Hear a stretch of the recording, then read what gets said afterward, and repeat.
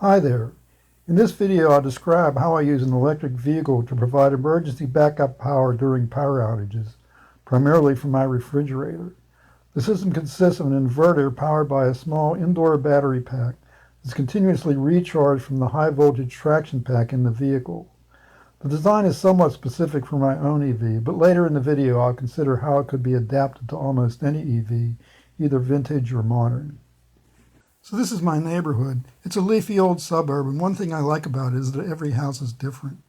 It has a lot of mature trees, and when we get hurricanes, snowstorms, ice storms, or just a really soaking rain, they tend to lose branches or collapse. And it only takes one to knock out power to the whole neighborhood and beyond. So it's good to have a backup. Usually that means a gas-fired generator, but I don't like them. They're dirty, heavy, noisy, and temperamental. So I don't have one, but I do have an electric car, and this is it. It's a 1988 Solec Evcourt based on the Ford Escort. It originally ran on 18 6-volt lead-acid golf cart batteries, but it's since been converted to lithium. There's quite a bit of power stored in those batteries, about 20 kilowatt hours, and I don't need much, just enough to run the refrigerator, the internet, and a few lights. The fridge only uses 1 kilowatt hour a day, so in principle I could run it for about 2 weeks. But the problem with the refrigerator is even though it doesn't take much power once it's running, it takes a lot of power to start.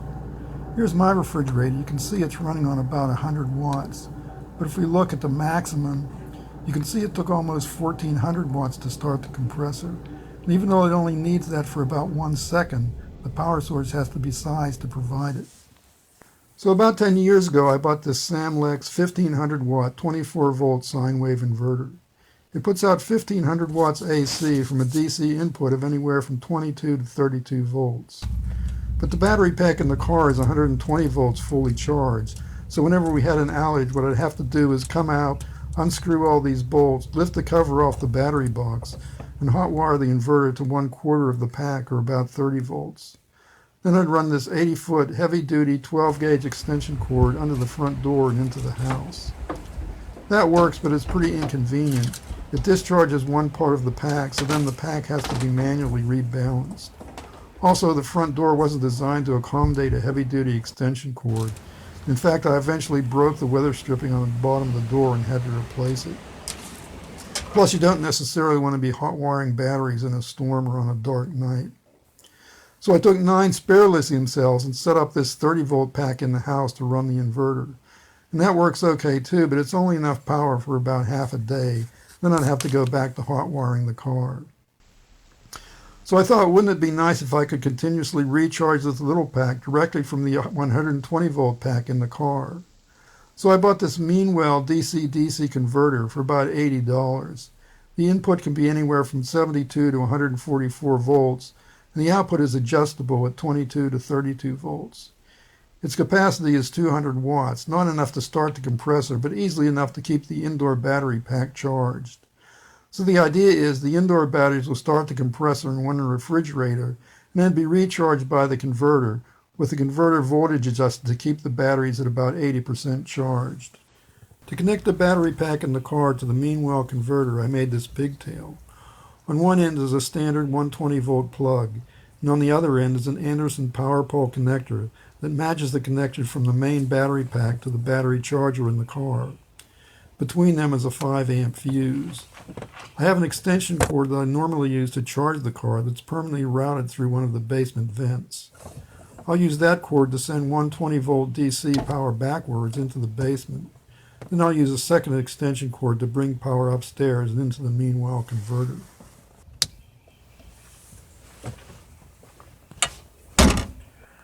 I've done some initial experimentation with this system, and there's a problem, which is I didn't read the fine print on the converter. Every other DC-DC converter I've ever seen, like this 12-volt Xenon converter in the car, has both a voltage limit and a current limit, in this case 50 amps.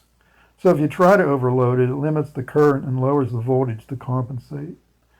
But the Meanwell instead shuts down completely when the rated current is exceeded, and has to be disconnected from the input power for about a minute in order to recover. So whenever the compressor started, the draw on the battery pack, about 1400 watts or 50 amps, dropped the voltage enough to overload the Meanwell converter and shut it down. There are a lot of ways to deal with the shutdown, but the most straightforward is to insert some sort of current limiting circuit between the mean well and the batteries. So I found this 300-watt buck converter, which claims to take an input of anywhere from 6 to 40 volts and yield an output of 1 to 36 volts. But it has an adjustable constant current function to also limit the output current. Okay, to test the buck converter, I've set up a test circuit here with some clip leads. The white extension cord is bringing in 118 volt DC from the car. That goes through a switch into the mean well, which is putting out 33 volts. That goes directly into the buck converter, then through an ammeter and into the batteries. The buck converter is adjusted to give 30 volts with a current limit of about 7 amps. You need about 3 volts of headroom between the input and output voltage for the output to be stable. So let's just connect the batteries.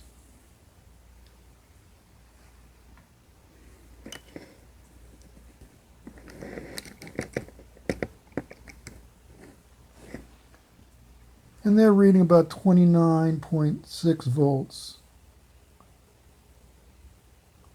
So let's turn on the mean well. And now it's charging at about 2 amps and almost 30 volts, so that's about right.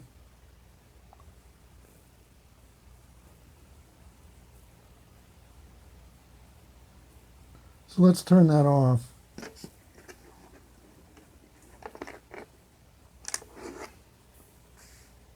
Now, to sort of mimic a dip in battery voltage, I'm going to switch to just 8 cells. So we should get about 3 volts less.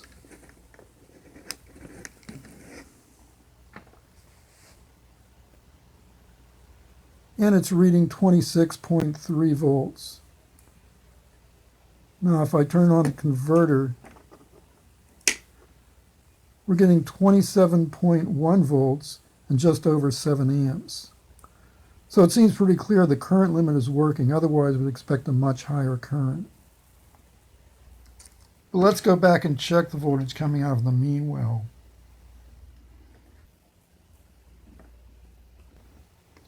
And it's still 33 volts. So again, the buck converter seems to be working, reducing the charging voltage by about 6 volts so as to limit the current. So I think I'll go ahead and wire this up on a proper chassis. For that, I've chosen this piece of sheet metal. This is part of an old toaster oven and happened to have bends in just the right places to mount directly under the mean well. I've roughed in spaces for the power cord socket, the switch, and the ammeter with these tin snips. Now I'll just square those off with a file. And here's the finished product. I've added fuses on the input and output just in case something gets connected wrong. There's the buck converter over on the right, and here's the front panels with the switch and meter.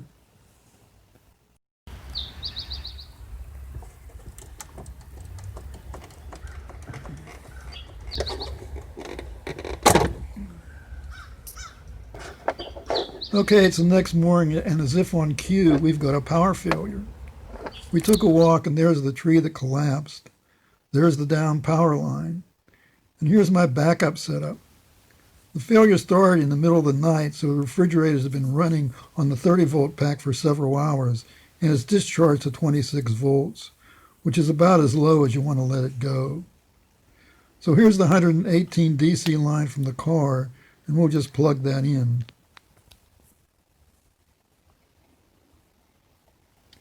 And flip it on.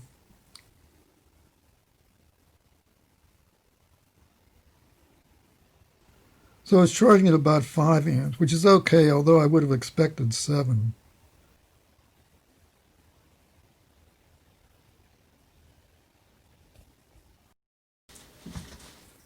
Okay, now the refrigerator just cycled on and the charging immediately dropped to 0.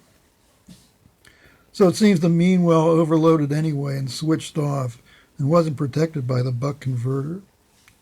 I reset it and even reduced the current setting to 4 amps, but it still cut out as soon as the fridge cycled on.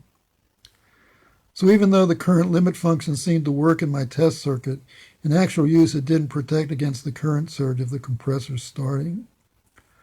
I also found that the current limit wasn't stable And I saw the same complaint in a few reviews of this unit. So it's back to the drawing board and looks like I'll have to build my own current limiter. So looking at homemade current limiters, some of them can get pretty complicated. But then I came across this circuit with the LM338 regulator from Texas Instruments. Just one integrated circuit and a resistor, where the resistor determines the current limit. These linear regulators were used mostly on logic boards to provide a stable source of constant voltage, even if the supply voltage is not so stable and the load is highly variable. They work something like an op-amp. They have a high-gain amplifier linked to a power output transistor. But instead of comparing two inputs, they compare one input to an internal reference voltage. The LM338 adjusts the conductance between V in and V out to maintain the voltage between the V out and adjustment pins at exactly 1.25 volts. The current through the adjustment pin is tiny, in the microamp range. So the V out is determined solely by the ratio of R1 and R2. But you can also use it as a current limiter, where the maximum current is precisely equal to the reference voltage divided by R1. As long as the current is below the limit, current is allowed to pass freely through the regulator. But as soon as it hits that limit, the regulator decreases the conductance between V in and V out, so the current limit is never exceeded.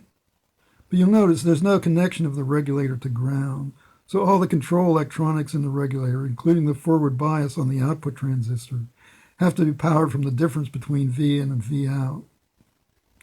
That means there's always going to be a significant voltage drop, called the dropout voltage, across the regulator. For the LM338, it's between 2 and 3 volts, depending on the current, with as much as another 1.25 volts across R1. That's a drop of 3 or 4 volts. So with a 30-volt source, that means you'd be wasting 10 to 15% of the power just on the current limiter. Fortunately, there's a later generation of LDO, or low dropout voltage regulators, like this LT1580 from Linear Technologies. It can control up to 7 amps, which is right in the range I need, and the voltage drop is between 1/10 and 1/2 volt, or about 5 times lower than the LM338. Here it is being used in a circuit to reduce a 3.3 volt supply to 2.5 volts. It has the same reference voltage, 1.24 volts, and uses a similar voltage divider to set V out. But instead of running on the V in, V out voltage differential, it has a separate V control pin to supply power to its control circuitry and to bias the output transistor into saturation. V control has to be maintained at least 1 volt above V out at all times. Except for that, it's wired the same and works the same as the LM338 regulator. It's also considered obsolete, so it's dirt cheap. I got 10 of them on eBay for $8. Here's my plan for a current limiter. I'll use the LT1580 low dropout regulator with a 0.2 ohm resistor. That should limit the current to 6.2 amps, which is comfortably below the 8.4 amp shutoff limit of the mean well. The total voltage drop across the regulator and resistor should be about 2 volts at the current limit and less than that at lower currents. When the current draw reaches 6.2 amps, the voltage across R1 will rise to 1.24 volts, and the regulator will decrease the conductance between V power and V out to prevent it from getting any higher. To power V control, I'll use a 1 watt isolated mini DC-DC converter that gets its power directly from the mean well and fixes the V control voltage at 3 volts above V out. Now, according to the specs, you're not supposed to expose the regulator to more than a 7 volt difference between V power and V out. I don't think that would ever happen, but before I build a limiter, I'll try to measure the actual voltage drop when the fridge cycles on to make sure it's not more than 7 volts. Since it's a very transient drop, I'll try to capture it as an oscilloscope trace. I've got the inverter connected to the batteries, and they're reading 29.7 volts. I've got the refrigerator plugged into the inverter with an extension cord. And I've got the oscilloscope DC coupled to the batteries. Let's just zero it at 1 division above the bottom here and reconnect the batteries. The scope is set at 5 volts per division, but it's a little out of calibration, so it's reading about 27.5 volts. Let's slow down the sweep to half a second per division here.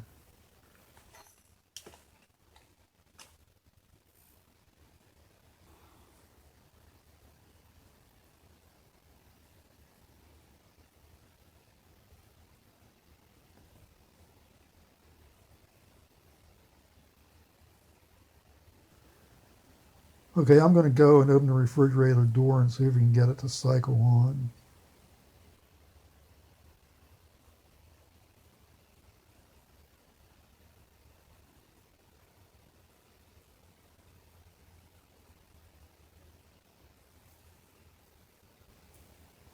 Should just take a minute here.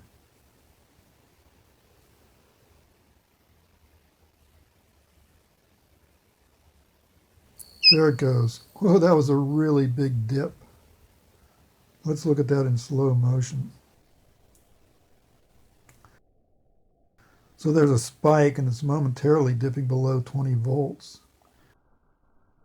Then it hovers at 21 volts for maybe a quarter of a second. Then about 23 volts for maybe half a second. Then we're back up to 27 volts. So that's a lot more of a dip than I expected. And I think I heard an undervoltage chirp from the inverter. I've never heard that before. So maybe better check for a bad connection or a bad cell in the pack. Let's go ahead and first check the interconnects. They're 10-gauge solid copper wire, so it shouldn't be more than a milliohm each. You can't measure that directly, so we'll put a load on the inverter and measure the voltage drop across each of them. I've still got the inverter connected to the batteries, and they're measuring 29.7 volts. Let's turn on the inverter.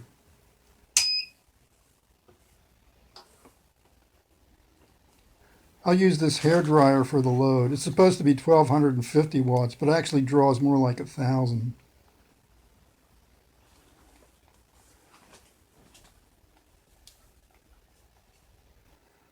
I've got a watt meter on the socket and it's reading 1038 watts. That should be about 40 amps input to the inverter.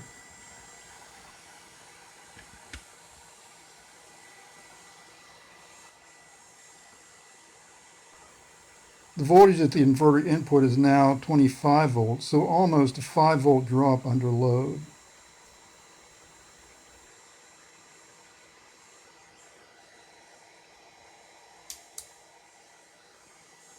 Let's go ahead and check these interconnects. Starting with the connection from the battery to the negative terminal,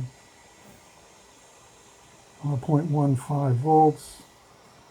First interconnect is 0.27 of a volt. That's pretty high.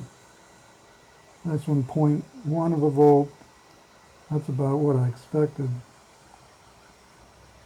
And then 0.35. That's really high also. So 0.027.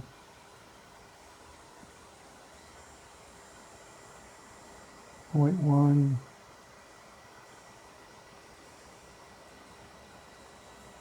0.1, 0.05,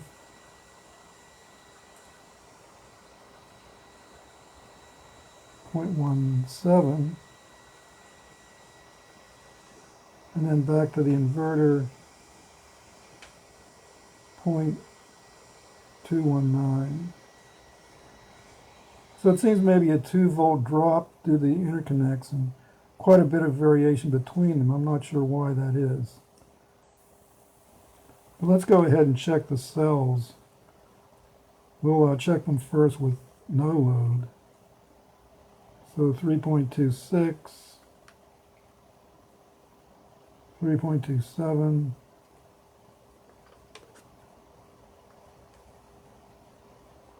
3.25,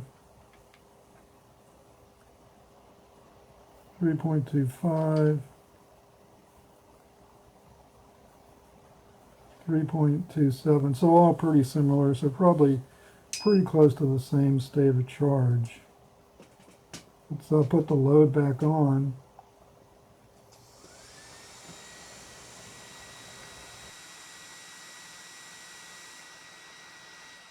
2.9, 2.9, 2.87,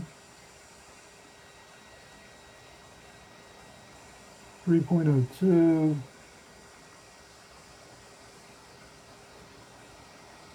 298,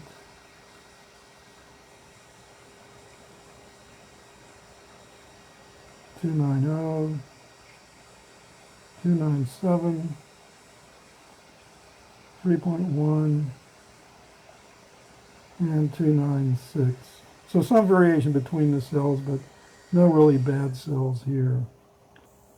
But let's see if we can do something about these interconnects.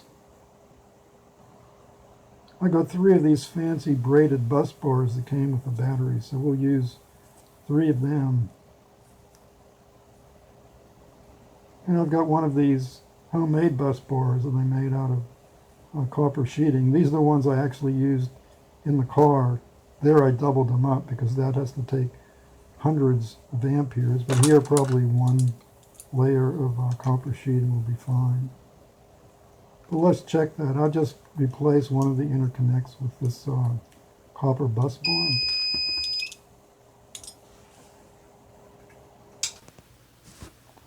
Oops, forgot to turn off the inverter there.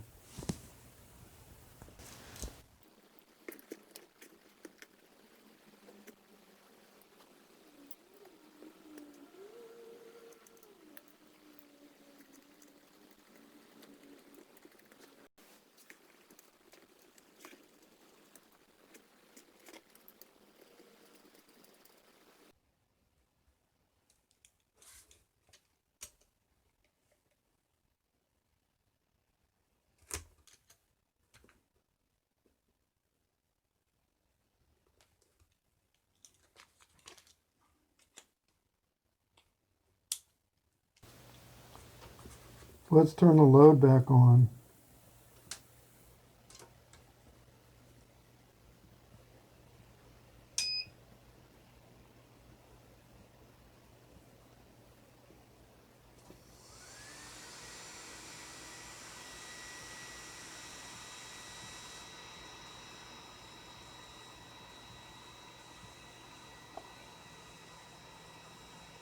Wow, so it's less than 1/100 of a volt.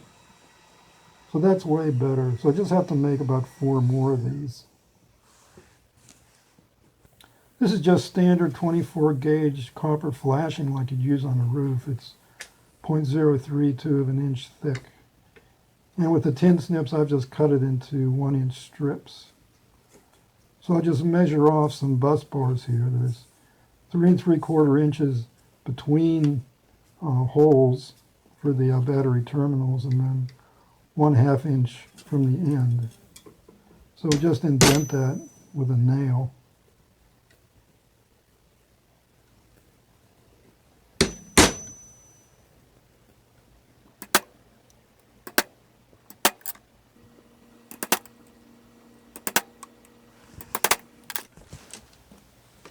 So we'll first drill a pilot hole.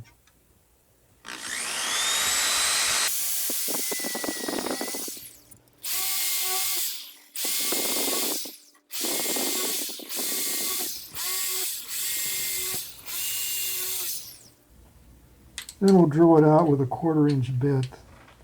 That's just the right size for the 6mm bolt that goes into the battery terminals.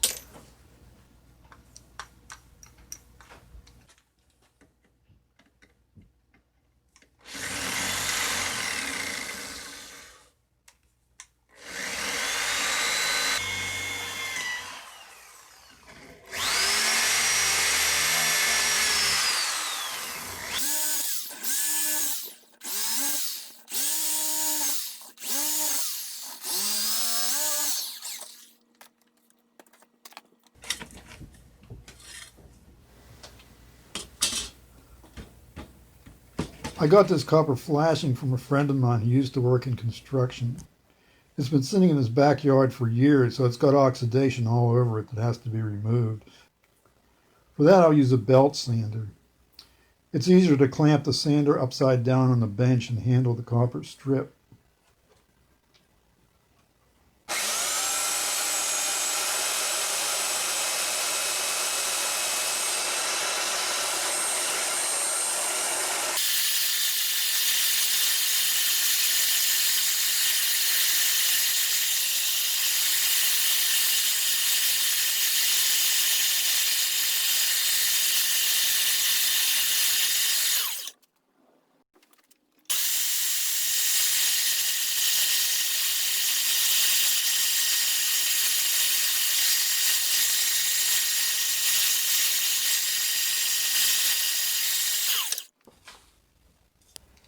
Okay, that's a little better.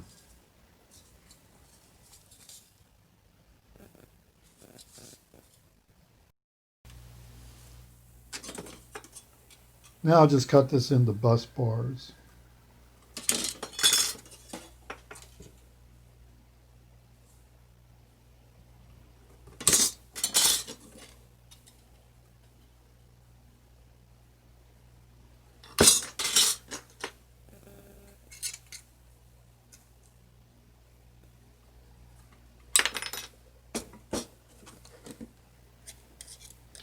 And then make a 1/2 inch notch in the center with some pliers. That'll give it a little flexibility and reduce the stress on the battery terminals.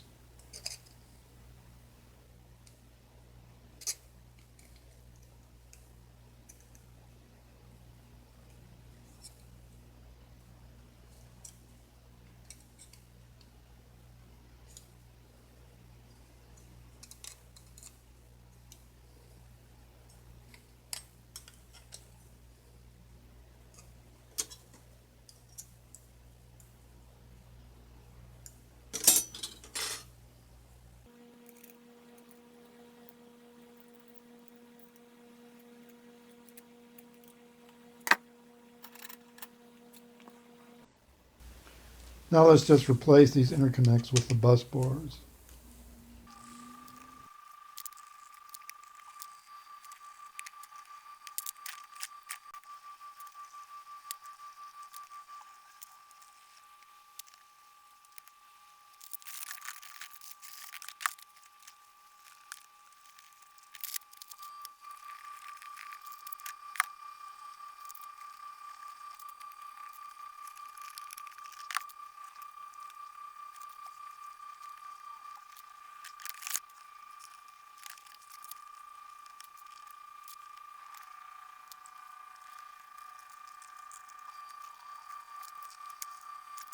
Okay, so let's go ahead and recheck the voltage under load with the bus bars. I've also shortened the leads between the inverter and the batteries. Let's just check the open circuit voltage first. This is with no load. So 29.5 volts. Now switch on the load. Again, 1 kilowatt hair dryer here.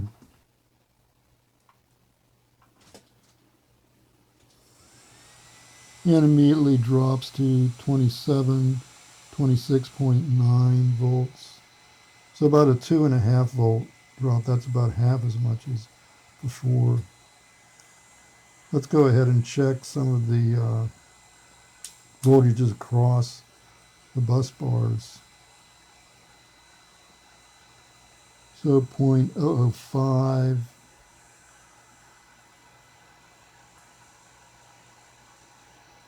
Looks like they're all less than 1/100th of a volt. So way better connections than before. And if we check the wire from the inverter to the batteries, it's just under 1/10 of a volt. So again, way better than before. Presumably the remaining drop is just due to the internal resistance of the batteries. But let's finally recheck the dip in voltage when the refrigerator cycles on. I've got the same setup as before. The refrigerator is connected to the inverter and the batteries, and the scope is DC coupled to the batteries with the vertical set at 5 volts per division and the sweep set at 1/2 second per division. So it's reading 28 volts with no load. Now we just have to wait for the refrigerator to cycle on. It'll just be a minute here. There it goes. Let's again look at that in slow motion. Looks like it goes down to 25 volts for about 1/4 of a second, then about 26 volts for 1/2 second, then back up to almost 28. So that's a big improvement. It dips just 2 to 3 volts, which is less than half the dip we saw before, and much less than the 7-volt limit of the regulator. So I think I'll go ahead and wire up the regulator circuit. But I'm going to add a 5.6 volt Zener diode, just in case for some reason the voltage dip does exceed 6 volts. The current will pass through the Zener and strip the shutdown in the meanwhile, rather than possibly burning out the regulator. Finally, I'll add a 10 microfarad capacitor to stabilize the 3 volt supply to V control against any sudden changes. So I've made up the current limiter on a perf board. There's the mini DC-DC converter. There's the 0.2 ohm resistor. There's the LT1580 regulator on a little heatsink. And there's the Zener diode. I've left the source side of the mini converter disconnected because I want to power it separately so I can test the regulator at a lower voltage.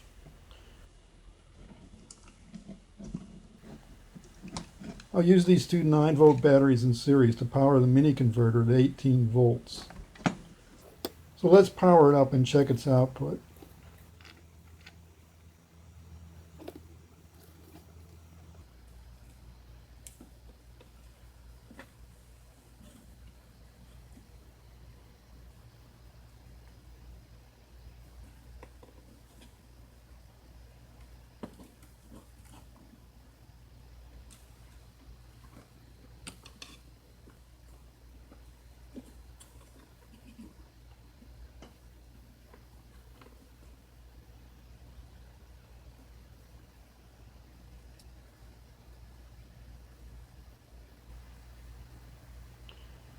Input is exactly 3.3 volts.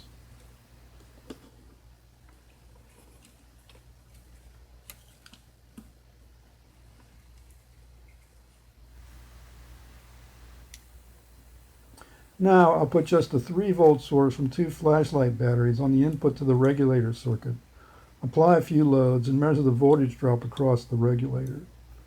I'll post the LT1580 spec sheet here so we can compare to expected values. We want to look at the lower line on the graph, which shows the voltage across the LT1580 at room temperature when it's in full conduction mode and not limiting the current.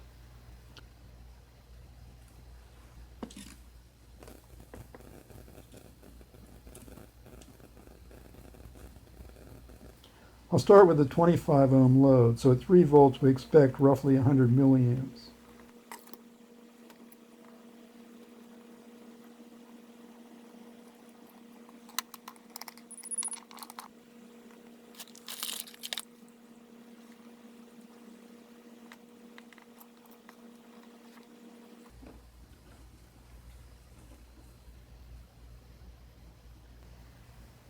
And we're getting 100 milliamps.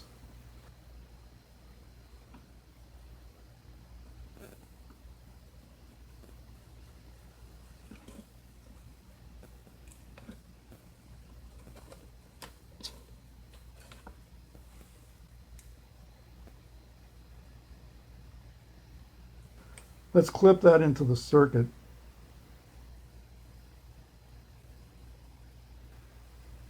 Now it's reading 92 milliamps. Let's just see what the voltage drop across the LT1580 is. If we look on the graph here, it should be about 1/10 of a volt.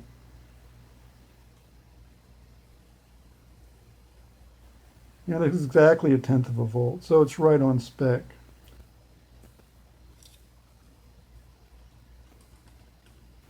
Of course, the voltage across the resistor has to be 20 millivolts.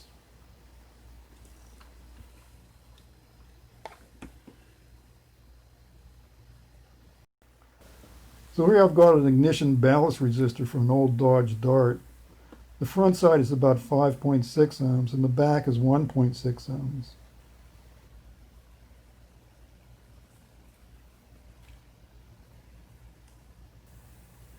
So I'll connect the 5.6 ohm side.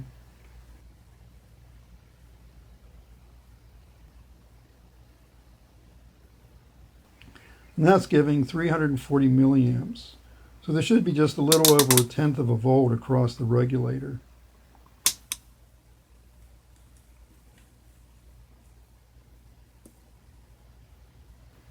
And there's 0.13, so that's about right. Now if we want to test the current limit function, we'll need a stronger power source. So I've got this 6-volt lantern battery. It's actually a rechargeable AGM battery, and the resting voltage is 6.3 to 6.4 volts. But let's measure it.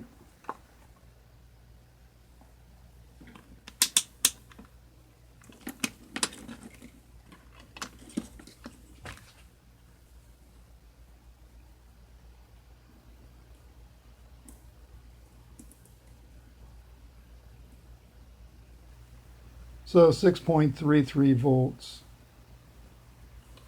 Now try that with the 5.6 ohm load.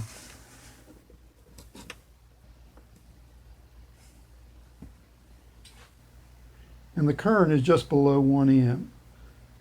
So it should be about 0.15 or 0.16 volts on the regulator. And there it's 0.16.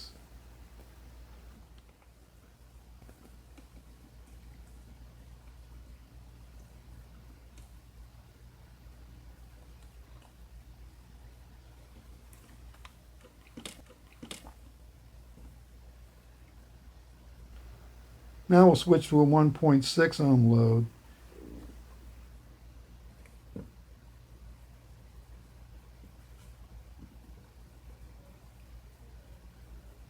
And it's drawing 2.6 amps, so it should be maybe 0.28 volts.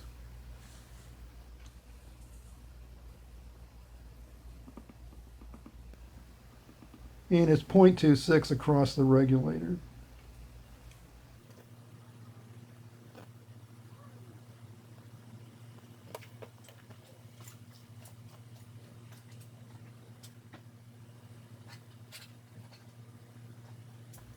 So let's try to push it in the current limit mode. I'll put another 0.2 ohm resistor as the load.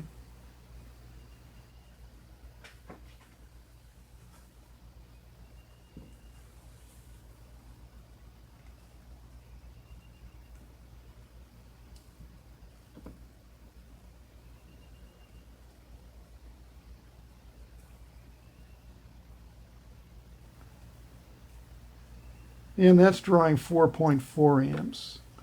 The regulator voltage drop should be about 0.4 volts.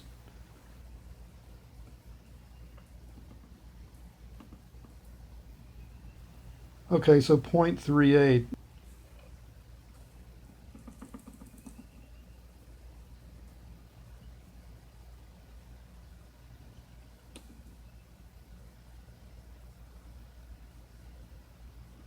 That's good, but we're still not at the current limit.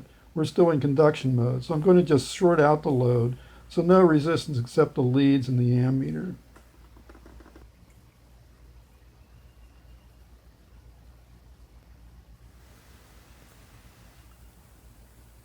And now it's reading exactly 6.2 amps, which was the desired current limit.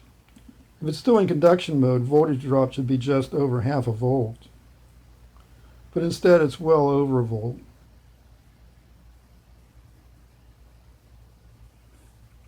And if we measure across the sense resistor, it's 1.25 volts, so that's exactly Vref. So it's clearly limiting the current exactly as designed. I think I'll go ahead then and wire it into my backup power system.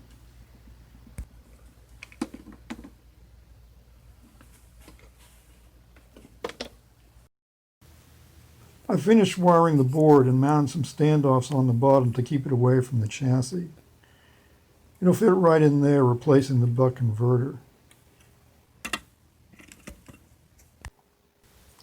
Okay, there it's installed on the board. I'll eventually glue it down, but for now the wiring will hold it in place.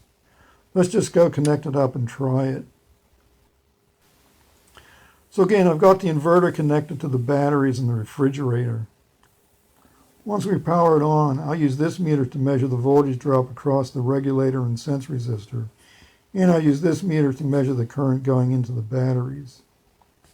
I discovered the little ammeter I mounted on the chassis isn't terribly accurate.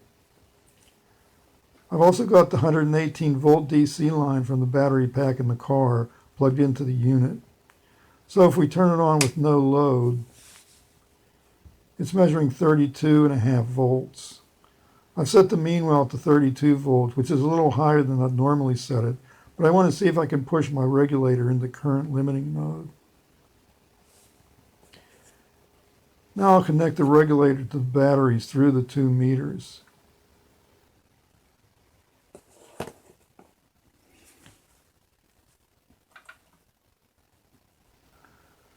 So with no load, it's charging the batteries at 3.8 amps with a 1.7 volt drop between the mean well and the indoor battery pack.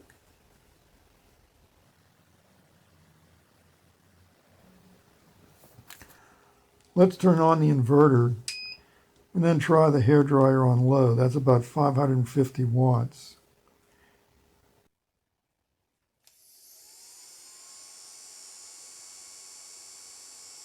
And it's drawing almost 6 amps, so we're already pretty close to the current limit. And if we switch to 1,000 watts on the high setting, now it's drawing 6.2 amps. So we seem to have maxed out the current, and the current limiting circuit again seems to be working.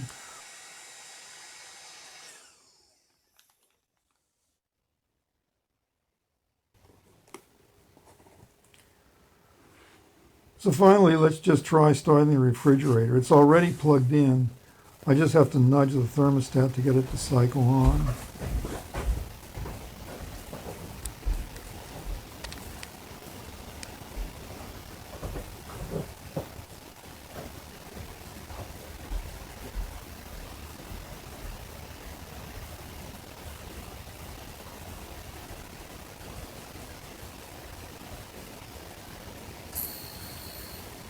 There it goes, and I think I saw it briefly hit 6.2 amps. But more importantly, it's still charging at 4 amps, so it didn't trip the shutoff in the mean well.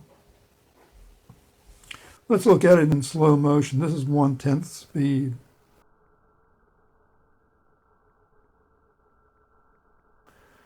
So it does max out at 6.2 amps. That's almost 1 full second in real time. Then it quickly recovers to a little over 4 amps. So probably it would have tripped the mean well shutoff if we didn't have the current limiter in there. Anyway, it seems to be working as designed.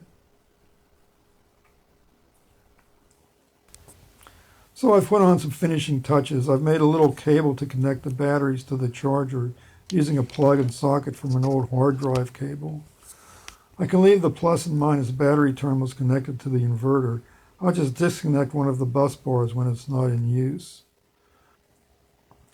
So now I have a backup power system that's easy to set up and should be good for up to 2 weeks without any maintenance, other than checking the battery's state of charge about once a day.